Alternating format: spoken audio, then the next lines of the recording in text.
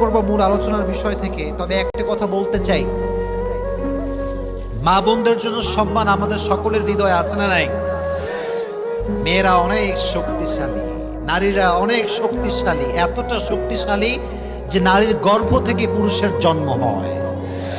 নারীরা হচ্ছে সবচেয়ে পাওয়ারফুল, নারীদেরকে সম্মান করতে হবে।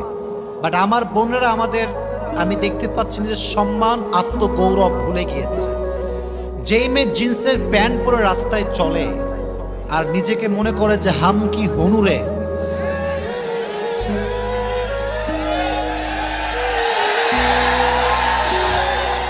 আসলে বোন আপনি কিছু হতে পারেন নাই।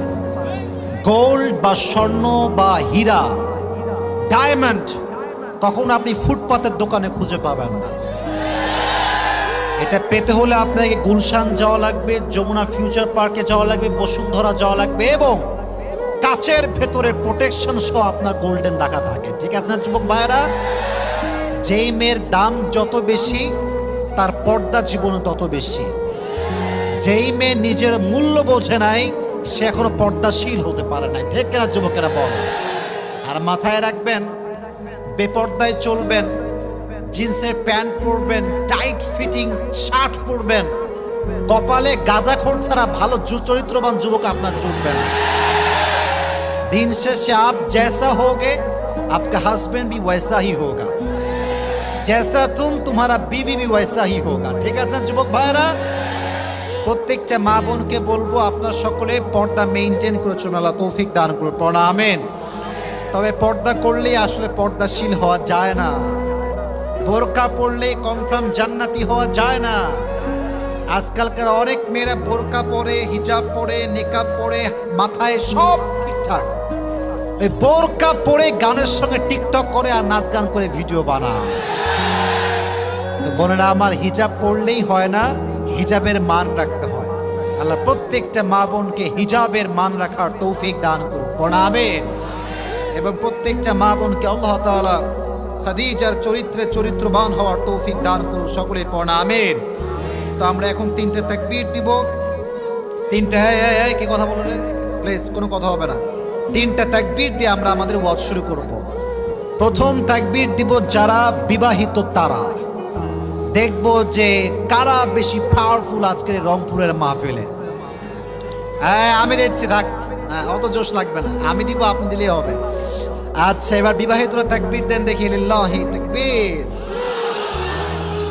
পারফরমেন্স খুবই খারাপ, খুবই খারাপ। আচ্ছা it's time for single people. সবাই রেডি? সিঙ্গেলরা আমি যেমনে কাশি দিই এমনি একটা কাশি দাও। হ্যাঁ এই তো গলা ক্লিয়ার হয়ে গেছে। এবার তাকবীর দাও, লিল্লাহি তাকবীর। ওরে আল্লাহ, বিবাহিতরা 90% নাম্বার পেয়ে ফেল করেছে। আল্লাহ যারা এত সুন্দর তাকবীর দিল, এরা এটাই বুঝিয়েছে এরা তাকবীরের অর্থ হচ্ছে তাকবীর নয়, এদের যে গলার জোর এটার অর্থ হচ্ছে এবারের সংগ্রাম বিয়ে করার সংগ্রাম। আল্লাহ প্রত্যেকটা যুবককে দিনদার বউ দিয়ে পড়া আমিন। এবার আমরা সবাই মিলে তাকবীর দিব, তারপরে আমরা আমাদের তাফসীর শুরু করব। এবার সবাই মিলে তাকবীর দিব, হ্যাঁ সবাই মিলে। Let's make the performance together, everyone please. লিল্লাহি তাকবীর। আমাদের হাত কোথায়? লিল্লাহি তাকবীর। আল কোরআনের আলো, আল হাদিসের আলো, যেখানে আলেম ওলামা, যেখানে রংপুরবাসী, যেখানে,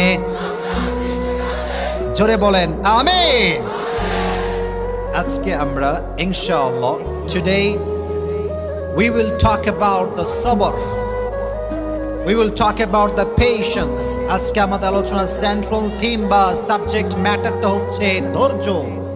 এত লজ্জা পাইছে যে আমি এত ভয় পাচ্ছি, আর এ কই কোন রোগী না, বলছে আমাকে চিকিৎসা করে যেই পরিমাণ তারা সুস্থ করতে পারে নাই, ওই একটা কথায় আমি তার চেয়ে বেশি সুস্থ হয়ে গেছি।